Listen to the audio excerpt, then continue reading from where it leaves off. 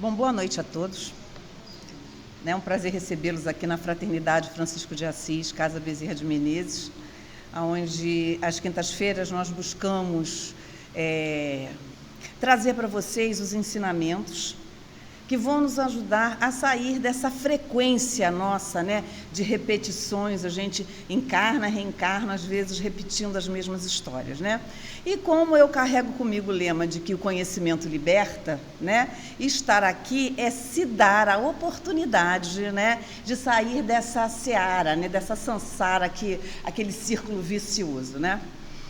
E como a nossa casa é uma casa que prima pelos trabalhos da cromoterapia, a gente inicia sempre as nossas aulas chamando a atenção para vocês do triângulo do mês, porque cada mês nós trocamos a cor desse triângulo e ele tem uma virtude, né? E essa virtude é aquilo que vai nos ajudar a ver um pequeno ainda despertar da nossa consciência, né? E o triângulo desse mês é o azul celeste. Se vocês observarem ao redor, né, a tônica da casa, da pintura da casa, das cadeiras, é o azul. Buscando trazer para a gente, além da calma, né, do equilíbrio, né, esse nosso lado voltado para a nossa espiritualidade. Porque sabemos que o corpo físico é perecível. E em breve ele não estará mais aqui. O nosso espírito também não, mas estará numa outra dimensão, né? E essa cor é a cor que vai fazer a gente, sabe, se sentir abraçado por essa história, que é uma história verdadeira, não é uma história com E, é uma história com H, né? Então, esse azul aqui, e usamos ele em formato de triângulo, para nos ajudar a prestar atenção, a observar os vértices, que é um triângulo equilátero, que tem todos os lados iguais, para que a nossa mente, ela, sabe, absorva essa informação, isso fique registrado. E a gente orienta que vocês levem essa imagem para essa área, né, do nosso chakra frontal, para que a gente traga essa informação mais acesa e estimulando as nossas glândulas, a hipófise e a pineal, que são aquelas glândulas que nos fazem essa ligação maior com a espiritualidade. Então, é uma cor que traz a espiritualidade, o exercício vai fazer isso também. Então, essa cor, no nosso corpo físico, ela vai nos ajudar a situações de tensão, porque quando você fica tenso, você fica logo ruborizado, você fica vermelho, né? Então, o azul, ela vai trazer para você essa calma, essa tranquilidade. O azul também favorece as nossas glândulas tireoide e paratireoide e toda a função da garganta. Lembrando que o que começa pela garganta inicia pela boca. Então, um inchaço na boca, uma dor de dente, uma mordida na bochecha, né, que vai trazer uma vermelhidão, o azul vai nos auxiliar nesse processo. E o atributo é fé, fidelidade. E a gente tem aquela frase clássica, né? Se nós tivéssemos fé do tamanho de um grão, né, de uma mostarda, que é um dos menores grãos, nós seríamos capazes de fazer coisas grandiosas. Mas nós colocamos em xeque essa nossa capacidade, né? A nossa fé, ela precisa ser mexida, né? Alguma coisa tem que acontecer para que você seja puxado para entender que a fé remove montanhas, né? E essa fé também, antigamente, era uma fé cega, porque o povo não tinha, o que eu falei logo no início, conhecimento. Hoje em dia, a nossa fé não é mais cega, ela vem através das experiências, dos acontecimentos que fazem a gente crer, né?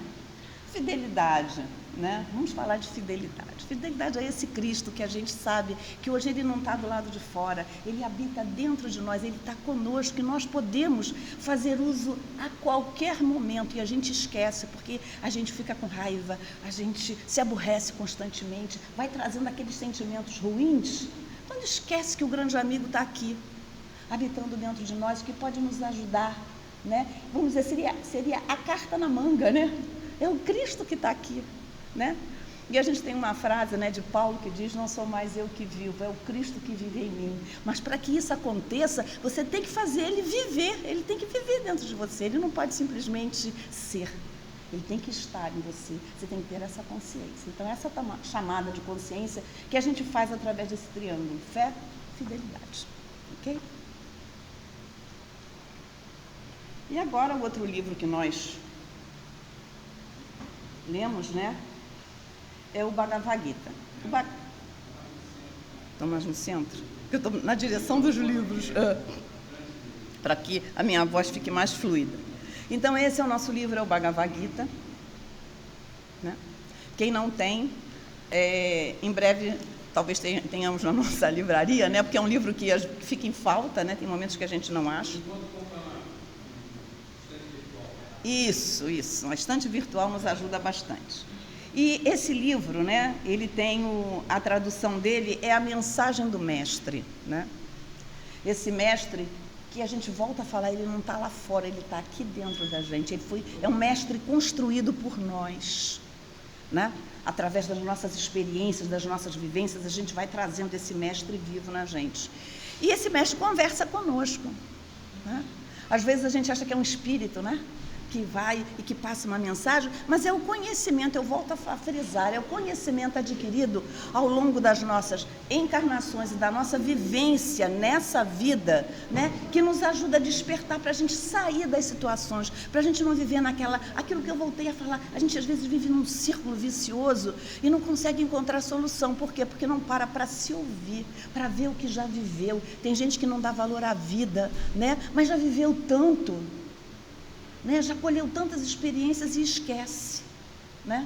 É só o momento presente, é só o fato atual. Mas esse livro faz nos despertar. Ele foi escrito há 5.000 anos antes do nosso Evangelho. Ele foi escrito em sânscrito, que é uma língua usada na Índia Antiga, né? E esse livro é um diálogo, né? É um diálogo que todos nós devíamos travar sempre, né? É um diálogo de Krishna, um ser como nós, que está nesse processo de evolução, conversando com Cristo, com Krishna, fazendo a ele as grandes perguntas que a gente tem que se fazer mesmo ao longo da vida, né? E ele vai buscando entender o processo. E esse processo todo, ele se dá num campo de batalha. E a gente pode ver esse campo de batalha como o nosso dia a dia, né? Mas pode ser uma batalha mais suave, né? E só que para poder despertar as coisas, às vezes tem que ter assim um impacto maior, né? Então é um campo de batalha, né? Vamos dizer assim, seria entre o bem e o mal, seria entre o bom e o ruim, né? Mas ele vem despertar em nós que tudo aquilo que está em nós, que já não faz mais falta, ele precisa ser eliminado. Mas eliminado de que maneira? A gente vai tirar assim? Não, a gente tem que construir. Aí eu volto a falar do conhecimento. Eu acho que hoje é um dia do conhecimento, né? É o conhecimento que vai fazer com que você entenda que o que é ruim já não faz mais parte da sua essência. Para que eu vou cultivar aquilo que não é bom?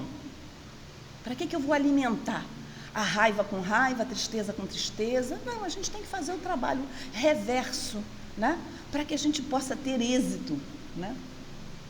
Então, é essa a proposta do Bhagavad, de despertar isso em nós através desse diálogo.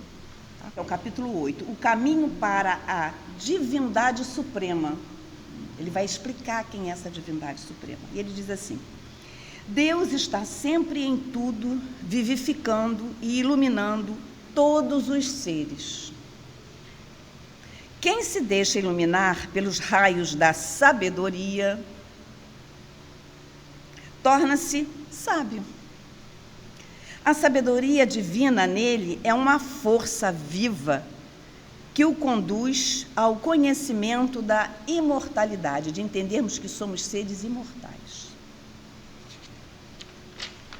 E ele diz: todos os nobres e elevados espíritos que se uniram comigo não precisam mais renascer na Terra. Olha que delícia, né? Quando a gente descobre que ele está aqui, né? Que ele faz parte de mim, que eu já tirei de dentro de mim todos aqueles sentimentos que não me permitem mais me elevar, né? Já estarei perto de Deus, né? Neste lugar de sofrimento e limitações, não estarei mais aqui na Terra, né? Que ainda estamos, né, na frequência de prova e expiação, caminhando, né? Para, vamos dizer, para um campo vibratório mais elevado. Aí ele vai e diz: não, eles não têm mais necessidade de voltar a esta escola de vida, porque já atingiram a esfera da perfeita sabedoria, suprema ventura e vida imperecível. Então, no momento em que nós entendermos realmente, não ficar só na ideia, porque existe uma frase que se chama de ideação. Você tem a ideia e põe ela em prática. Se você não pôr em prática, ela fica na ideia. Então, aqui ele diz isso. Ele estimula a gente a pôr em prática todos aqueles ensinamentos que nós já temos. Às vezes, a gente já tem um conhecimento suficiente para crescer. Só que a gente quer mais, mas deixou para trás tanta coisa boa que aprendeu, né, para um novo, que às vezes ainda não está consolidado, mas o que está lá atrás já está vivido, já está sentido, já está experienciado, né? Então, ele chama atenção também para isso nesse capítulo. Olha aqui, hoje é o guia terapêutico, né? Radiestesia, cromoterapia e terapia com os cristais.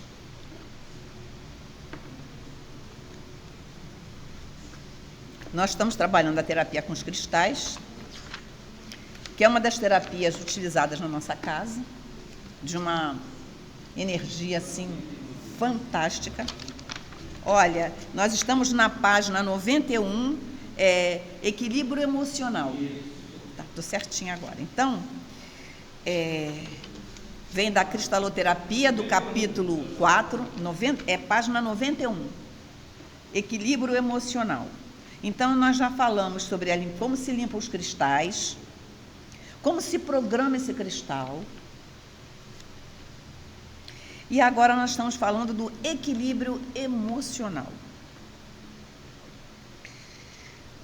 Após a preparação do cristal, que já foi mencionado nos outros itens, que é a limpeza com sal grosso e a irradiação da luz branca, adotam-se os seguintes procedimentos: expor o cristal à irradiação azul, como já foi explicado no uso para a cura, colocar uma música suave. Eu ainda falo, colocar uma essência, né, um óleo essencial gostoso de lavanda, né, que é aquilo que faz a gente também entrar numa sintonia, né, mais elevada. E você vai segurar o cristal com a sua mão esquerda, colocando a mão direita por cima na direção do chakra cardíaco.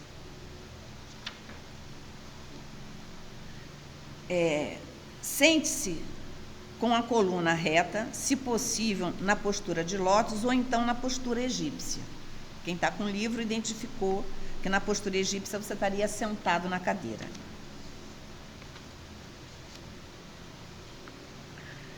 Relaxa-se o corpo, comandando mentalmente esse relaxamento a partir dos músculos, dos pés à cabeça, como nós fazemos aqui, como fizemos logo no início. Visualizar-se dentro do cristal, com um aspecto sereno e feliz, focalizar a mente na imagem projetada dentro do cristal, apreciando a música suave. Permanecer na postura durante 10 minutos aproximadamente. Após este período, guardar o cristal envolto em um pano azul. Vocês vão me perguntar assim, poxa vida, mas às vezes a gente tem dificuldade, né, de visualizar a cor, de me visualizar dentro do cristal. Por mais que a gente tenha da dificuldade de criar essas imagens, né, a gente fala mentalmente, porque aos poucos aquilo, quando você perceber, ou às vezes você nem vai perceber, você já está fazendo esse trabalho é uma meditação. Você já imaginou o que é você conseguir entrar dentro de um cristal? De você estar ali dentro e você sentir aquela energia emanada? Vocês já pararam para observar que o cristal, ele foi formado há milênios e ele recebe os minerais que aquela localidade aonde ele foi criado existe, né? Porque não é só a cor, aquela cor ela é criada através de N elementos químicos, né? Que está na Terra. Então, aquilo tudo vai também trabalhar em você. Você vai trazer essa energia para dentro de você. Você vai estar proferindo cura para o seu corpo. Quando vocês começarem a estudar cristal, que entenderem isso, vocês vão ver os benefícios maravilhosos que o cristal traz para a vida da gente, né?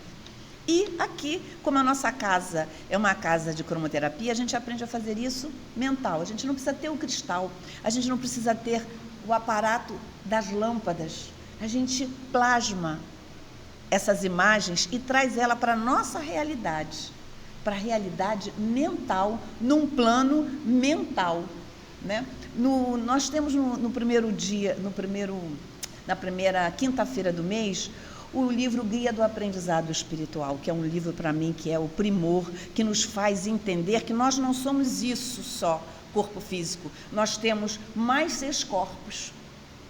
E um desses corpos é o corpo mental,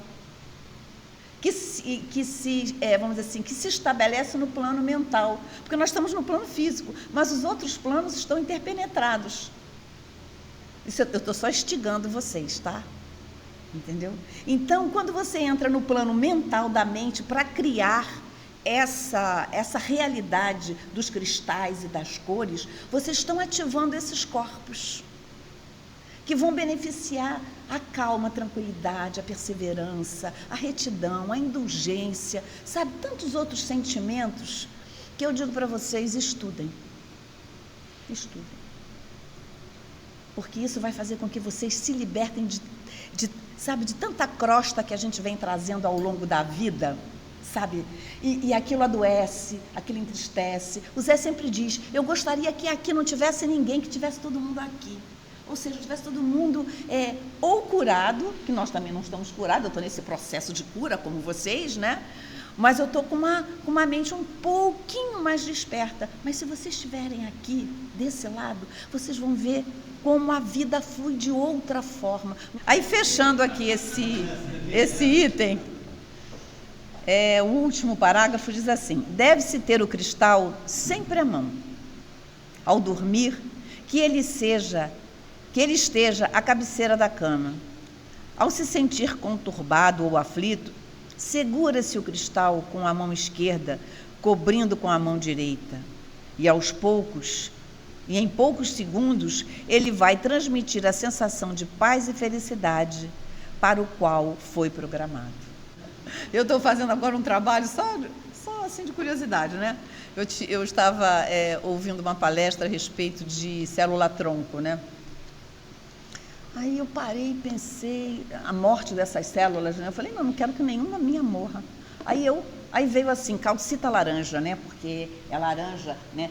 O laranja é a cor da criatividade, é a cor da produção, é uma cor de movimento, é uma cor quente, né? Então eu estou tomando água de cristal. Aí faço isso todo dia. Mão esquerda, mão direita, programo o cristal para aquele propósito, ponho lá e bebo 3 vezes ao dia aquela água, deixo só até as 9 horas da manhã, mais ou menos, né, para beber essa água solarizada, né, que é uma das formas que a gente tem de trabalhar o cristal, né.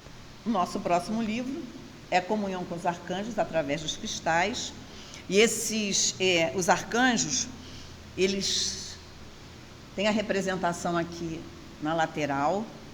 Então, semana que vem nós temos a cirurgia espiritual, e nesse dia é um dia especial, porque esses arcanjos, né, eles sempre se fazem presentes aqui nos nossos trabalhos, mas é o dia em que eles estão aqui, acho que mais fortemente, para ajudar a energizar os nossos corpos, para depois a Falange de Bezerra de Menezes realizar o trabalho da cirurgia. Não que enquanto eles não estão aqui nos ajudando, a gente não está sendo cirurgiado, porque cada um com o seu mérito, cada um com a sua necessidade, né?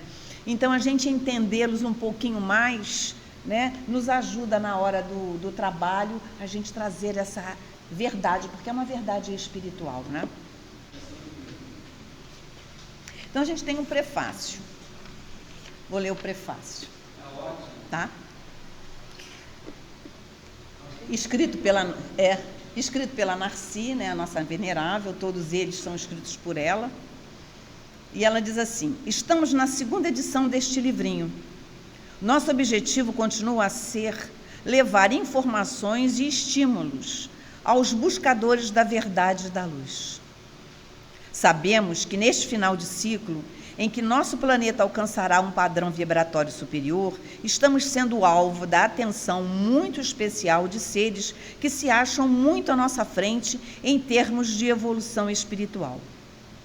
É necessário nossa participação consciente para que o contato com esses irmãos excelsos possa se estabelecer. É da vontade deles que isso aconteça. Neste livrinho, oferecemos informações resumidas sobre a grande fraternidade branca, seus dirigentes, sobre os raios que classificam nossa humanidade e como contatar com os arcanjos de cada raio. Quem são os arcanjos? Os arcanjos, nos informam Saint Germain, o mestre do 7º raio. São seres formados por um conjunto de individualidades iluminadas, unidas como um só acorde, que se dedicam à realização de um propósito divino. Apresentam um aspecto humano e podem se manifestar em proporções extraordinárias. Quando tive a experiência de contactar com um deles, nosso planeta, a Terra, cabia inteiro na palma de sua mão. Podem também ser observados em dimensões bem menores, de 2 metros, mais ou menos, de altura.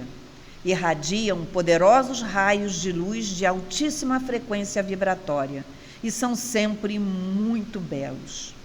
A condição para alcançarmos a comunhão com eles é um coração puro, liberto de propósitos egoístas. Seja você também mais um a beneficiar-se da oportunidade de comungar com um arcanjo. Narci Castro de Souza. Lindo, né? Lindo. A Grande Fraternidade Branca Universal, página 11. A origem de nosso universo é a consequência da vontade de um Senhor de estupenda elevação, a quem denominamos Logo Cósmico. Isso que eu vou ler agora pode parecer para vocês assim um pouco, sabe, nossa, quem são? Nossa, nunca ouvi falar. Como é que é isso? O que é Logos? Não se espantem, porque quando eu estava sentada aí, que eu também sento aí nas aulas do Zé, mas quando a Narci falava, ela dizia assim para a gente: não fiquem assustados, tá? Vocês vão ouvir tanto, que daqui a pouco vocês já estão entendendo, porque eles se conectam conosco sempre. Nós é que temos que aumentar a nossa vibração para poder fazer essa conexão, e vocês vão ver como isso é verdade. Não é história da carochinha, não, é verdade, tá? Então vamos lá. A origem de cada galáxia, porque nós não existe só o planeta Terra, né? Todo mundo acha que só existe o planeta Terra, né? Quem pensa isso precisa despertar a consciência, né? Que isso não é verdade. Isso é um mundão, né? Então, a origem da galáxia é também decorrente da vontade de outro Senhor de imensa evolução, a quem chamamos de Logos Galáctico. A origem de um sistema solar reflete a vontade de um ser de evolução extraordinária, a quem atribuímos o nome de Logos Solar. A origem de um planeta é ocasionada pela vontade de um ser de alta evolução, a quem denominamos Logos Planetário.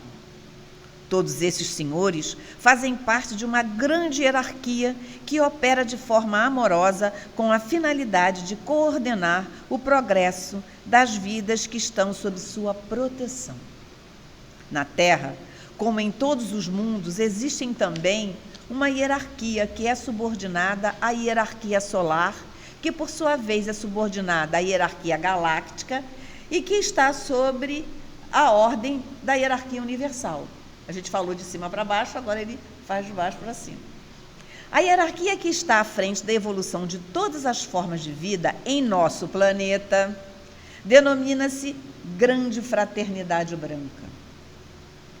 ser augusto, que lidera e é o representante na Terra do Logos solar, que por sua vez representa para o nosso sistema estelar o Logos galáctico, que representa para a sua galáxia o Logo cósmico. Sob este ser estão 3 grandes seres denominados Budas de atividade, que encimam 3 outros senhores, o Manu, o Bodhisattva, o que é o nosso Cristo, e o Mahachohan, que por sua vez lideram respectivamente os mestres do primeiro raio, do segundo raio e do terceiro, quarto, quinto, sexto e sétimos raios. Cada um dos raios representa um setor da grande fraternidade branca universal. Bom, então agora nós vamos encerrar essa parte da nossa reunião fazendo, né, a nossa meditação final, né? Então, vamos colocar os nossos pés bem apoiados no chão, já sabemos, as mãos sobre as coxas, fechando os nossos olhos, inspirando e expirando o ar, trazendo para nós tudo aquilo que foi mencionado na noite de hoje, que o conhecimento liberta, que tudo que nós precisamos é nos abrir e estarmos conectados com o que chamamos de verdade espiritual e buscarmos ter equilíbrio, fé, fidelidade, amor em nossos corações, perdoar ao próximo como a si mesmo e lembrar das passagens do Cristo que nos ajudam a entender os processos pelo qual nós estamos ainda vivenciando. Orar pelo planeta Terra, para que todo esse processo, não só no nosso Rio Grande do Sul, mas o mundo como um todo, passa por desequilíbrios causados pelo pensamento, pelos sentimentos do homem, pelo egoísmo ainda muito imaturo de nossos governantes, mas que tudo isso pode ser alterado através de uma tomada de consciência, principalmente a nossa, se nós fizermos um pouco, unidos será muito, então oremos sempre, estejamos sempre amorosos e receptivos. E assim, agradecendo a Deus essa grande oportunidade da noite de hoje, dos ensinamentos, agradecendo ao arcanjo Ezequiel, a Confúcio, que são os mestres das reuniões de estudo de nossa casa, agradecer a Maria Santíssima, ao nosso amado Mestre Jesus, a Francisco de Assis, a Bezerra de Menezes, aos mestres da grande fraternidade branca universal e os arcanjos dos raios evolutivos. E que todos aqueles irmãos que vieram para estudar conosco e para todos aqueles que não puderam estar conosco, que nós enviemos agora a nossa vibração de amor para que eles possam vencer as dificuldades que não permitiram que eles estivessem conosco na noite de hoje. Que a paz se estabeleça em nossos corações, que todos aqueles que precisarem voltar aos seus lares, que retornem em paz e divina ordem e graças a Deus.